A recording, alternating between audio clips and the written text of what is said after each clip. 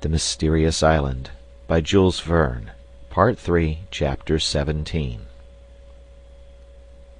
Day had returned. No ray of light penetrated into the profundity of the cavern. It being high water, the entrance was closed by the sea, but the artificial light, which escaped in long streams from the skylights of the Nautilus, was as vivid as before, and the sheet of water shone around the floating vessel. An extreme exhaustion now overcame Captain Nemo, who had fallen back upon the divan.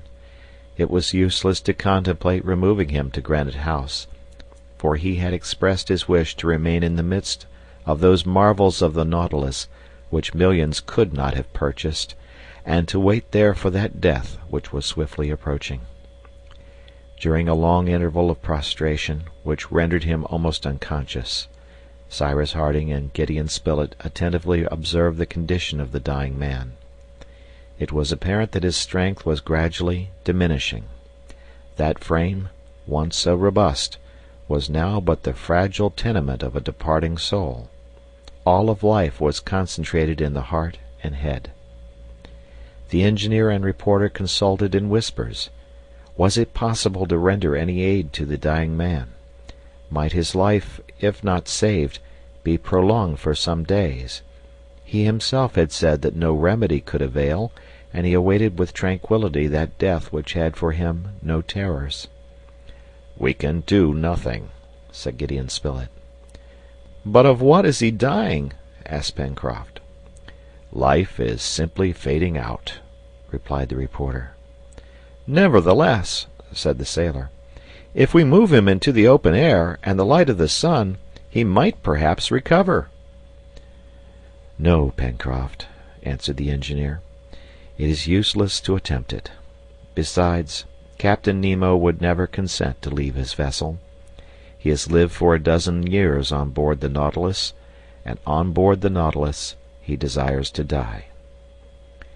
Without doubt Captain Nemo heard Cyrus Harding's reply, for he raised himself slightly, and in a voice more feeble, but always intelligible, "You are right, sir," he said.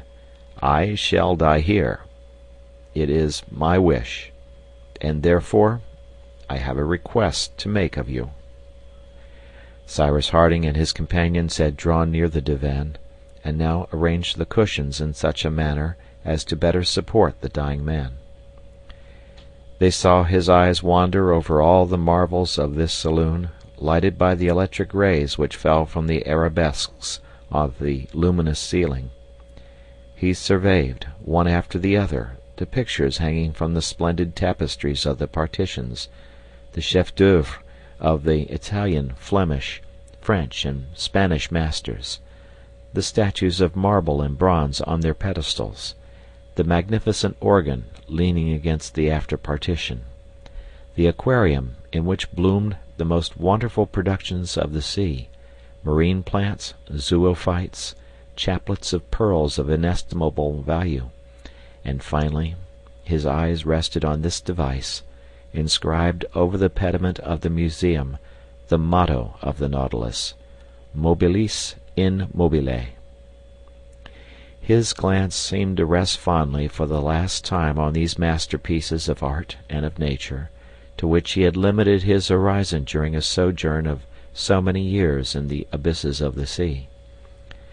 Cyrus Harding respected the captain's silence, and waited till he should speak. After some minutes, during which, doubtless, he passed in review his whole life, Captain Nemo turned to the colonists and said, "You consider yourselves, gentlemen, under some obligations to me?" "Captain, believe us that we would give our lives to prolong yours." "Promise, then," continued Captain Nemo, "to carry out my last wishes, and I shall be repaid for all I have done for you." "We promise," said Cyrus Harding. And by this promise he bound both himself and his companions. "Gentlemen," resumed the captain, "tomorrow I shall be dead." Herbert was about to utter an exclamation, but a sign from the captain arrested him. "Tomorrow I shall die, and I desire no other tomb than the Nautilus. It is my grave. All my friends repose in the depths of the ocean. Their resting place shall be mine." These words were received with profound silence. "Pay attention to my wishes," he continued. "The Nautilus is imprisoned in this grotto, the entrance of which is blocked up. But although egress is impossible, the vessel may at least sink in the abyss, and there bury my remains." The colonists listened reverently to the words of the dying man. "Tomorrow, after my death, Mr. Harding," continued the captain, "yourself and companions will leave the Nautilus, for all the treasures it contains must perish with me. One token alone will remain of you of Prince Dakkar, with whose history you are now acquainted.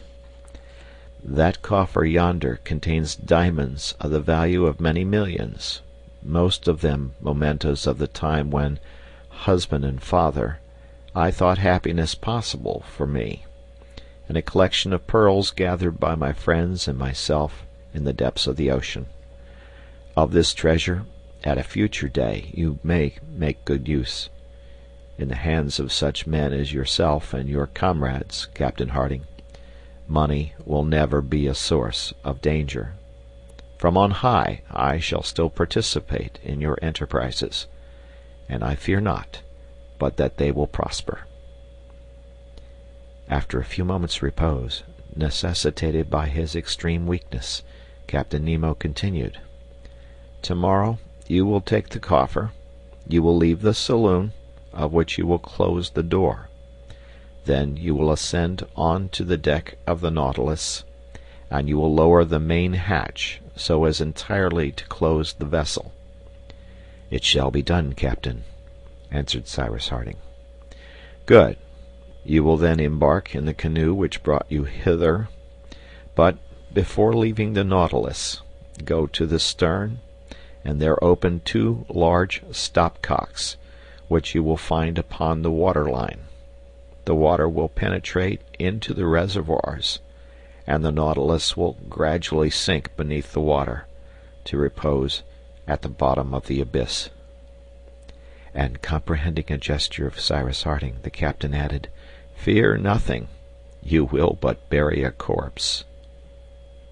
Neither Cyrus Harding nor his companions ventured to offer any observation to Captain Nemo. He had expressed his last wishes, and they had nothing to do but to conform to them.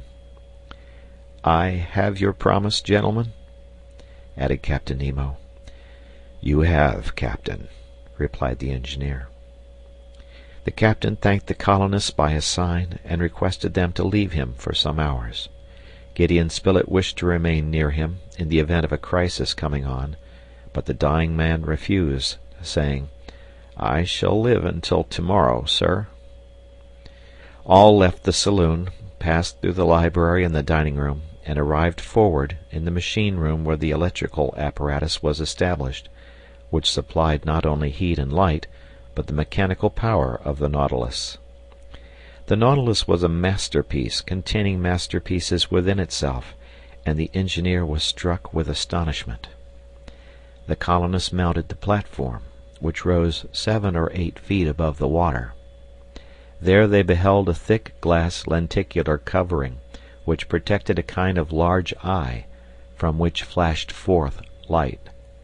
Behind this eye was apparently a cabin containing the wheels of the rudder, and in which was stationed the helmsman when he navigated the Nautilus over the bed of the ocean, which the electric rays would evidently light up to a considerable distance. Cyrus Harding and his companions remained for a time silent, for they were vividly impressed by what they had just seen and heard, and their hearts were deeply touched by the thought that he whose arm had so often aided them, the protector whom they had known but a few hours, was at the point of death. Whatever might be the judgment pronounced by posterity upon the events of this, so to speak, extra-human existence, the character of Prince Dakkar would ever remain as one of those whose memory time can never efface. "What a man!" said Pencroft. "Is it possible that he can have lived at the bottom of the sea? And it seems to me that perhaps he has not found peace there any more than elsewhere." "The Nautilus," observed Ayrton, "might have enabled us to leave Lincoln Island and reach some inhabited country." "Good heavens!" exclaimed Pencroft. "I for one would never risk myself in such a craft. To sail on the seas, good, but under the seas, never." "I believe, Pencroft," answered the reporter, "that the navigation of a submarine vessel such as the Nautilus ought to be very easy, and that we should soon become accustomed to it. There would be no storms, no lee shore to fear. At some feet beneath the surface, the waters of the ocean are as calm as those of a lake." "That may be," replied the sailor, "but I prefer a gale of wind on board a well-found craft. A vessel is built to sail on the sea and not beneath it." "My friends," said the engineer, "it is useless, at any rate as regards the Nautilus, to discuss the question of submarine vessels. The Nautilus is not ours, and we have not the right to dispose of it. Moreover, we could in no case avail ourselves of it. Independently of the fact that it would be impossible to get it out of this cavern, whose entrance is now closed by the uprising of the basaltic rocks, Captain Nemo's wish is that it shall be buried with him. His wish is our law, and we will fulfill it." After a somewhat prolonged conversation, Cyrus Harding and his companions again descended to the interior of the Nautilus. There they took some refreshment and returned to the saloon. Captain Nemo had somewhat rallied from the prostration which had overcome him, and his eyes shone with their wonted fire. A faint smile even curled his lips. The colonists drew around him. "Gentlemen," said the captain, "you are brave and honest men. You have devoted yourself to the common weal. Often have I observed your conduct. I have esteemed you. I esteem you still. Your hand, Mr. Harding." Cyrus Harding gave his hand to the captain, who clasped it affectionately. "It is well," he murmured. He resumed, "But enough of myself. I have to speak concerning yourselves, and this Lincoln Island upon which you have taken refuge. You now desire to leave it?" "To return, Captain," answered Pencroft quickly. "To return, Pencroft?" said the captain with a smile. "I know, it is true, your love for this island. You have helped to make it what it now is, and it seems to you a paradise." "Our project, Captain," interposed Cyrus Harding, "is to annex it to the United States, and to establish for our shipping a port so fortunately situated in this part of the Pacific." "Your thoughts are with your country, gentlemen," continued the captain. "Your toils are for her prosperity and glory. You are right. One's native land, there should one live, there die, and I die far from all I loved." "You have some last wish to transmit?" said the engineer with emotion. "Some souvenir to send to those friends you have left in the mountains of India?" "No, Captain Harding, no friends remain to me. I am the last of my race, and to all whom I have known I have long been as are the dead. But to return to yourselves. Solitude, isolation, are painful things, and beyond human endurance. I die of having thought it possible to live alone. You should, therefore, dare all in the attempt to leave Lincoln Island, and see once more the land of your birth. I am aware that those wretches have destroyed the vessel you have built." "We propose to construct a vessel," said Gideon Spilett, "sufficiently large to convey us to the nearest land. But if we should succeed, sooner or later we shall return to Lincoln Island. We are attached to it by too many recollections ever to forget it." "It is here that we have known Captain Nemo," said Cyrus Harding. "It is here only that we can make our home," added Herbert. "And here shall I sleep," the sleep of eternity, if—" replied the captain. He paused for a moment, and instead of completing the sentence, said simply, "Mr. Harding, I wish to speak with you alone." The engineer's companions, respecting the wish, retired. Cyrus Harding remained but a few minutes alone with Captain Nemo, and soon recalled his companions, but he said nothing to them of the private matters which the dying man had confided to him. Gideon Spilett now watched the captain with extreme care. It was evident that he was no longer sustained by his moral energy, which had lost the power of reaction against his physical weakness. The day closed without change. The colonists did not quit the Nautilus for a moment.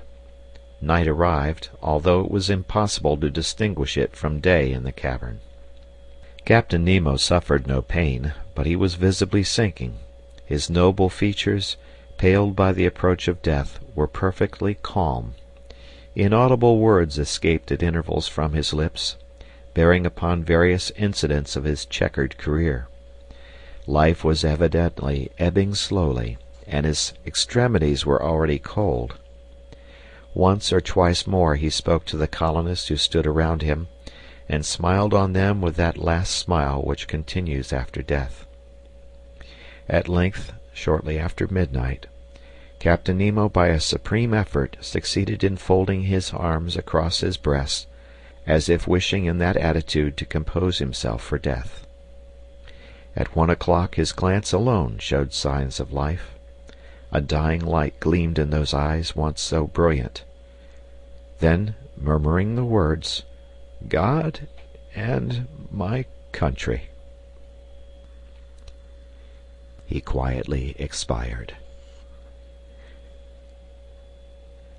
Cyrus Harding, bending low, closed the eyes of him who had once been the Prince Dakkar, and was now not even Captain Nemo. Herbert and Pencroft sobbed aloud. Tears fell from Ayrton's eyes. Neb was on his knees by the reporter's side, motionless as a statue. Then Cyrus Harding, extending his hand over the forehead of the dead, said solemnly, "May his soul be with God." Turning to his friends, he added, "Let us pray for him whom we have lost." Some hours later the colonists fulfilled the promise made to the captain by carrying out his dying wishes.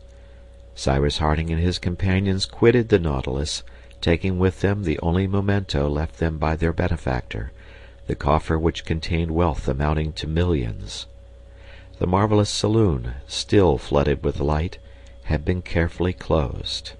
The iron door leading on deck was then securely fastened in such a manner as to prevent even a drop of water from penetrating to the interior of the Nautilus.